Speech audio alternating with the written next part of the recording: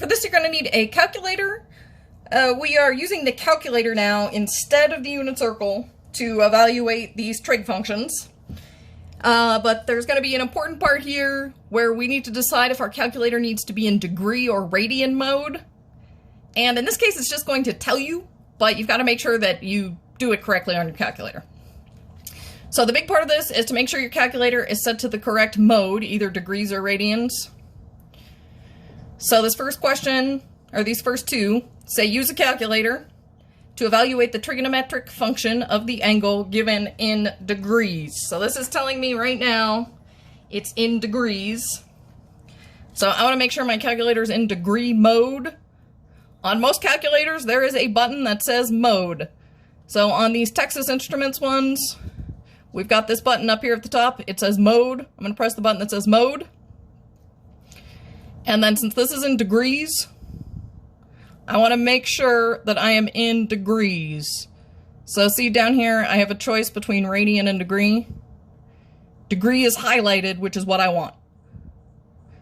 So if it wasn't, you could go down and click, and it would select that one.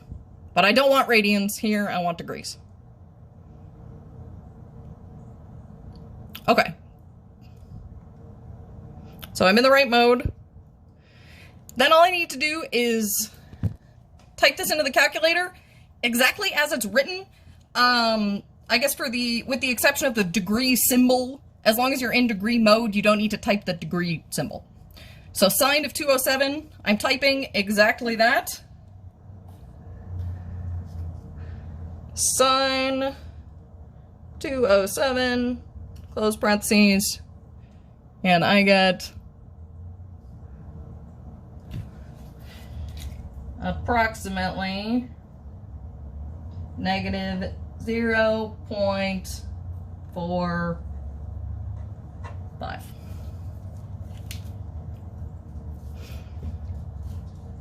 All right, same thing, tangent of negative 459, tangent negative 459, close parentheses,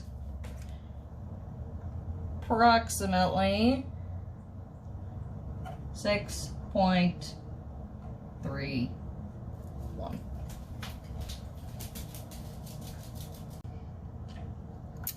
All right, here we're going to do some evaluating on the calculator.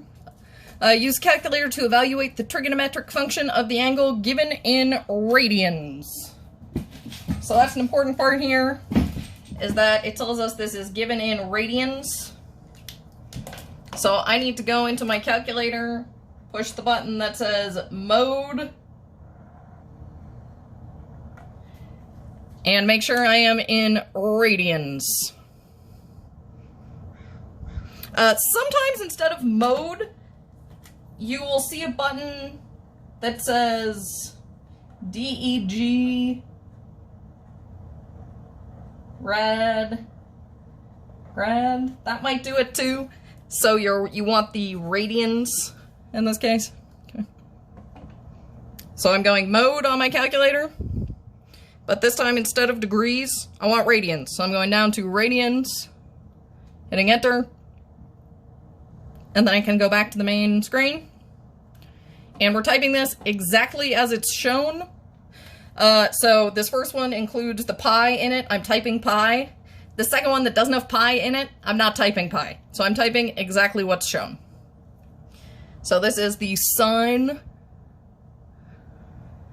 of the quantity 2 divided by 9 times pi.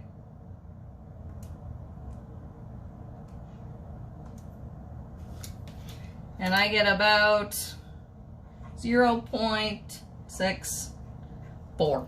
I'm not sure what the textbook computer system is going to ask you to round to, so make sure you read those directions carefully.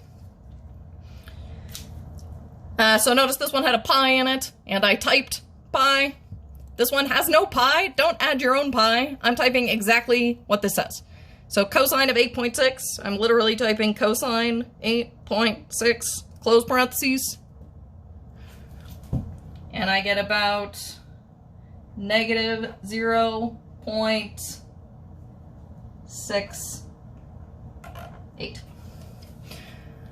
Again, read the directions carefully and make sure you are rounding to the correct decimal place.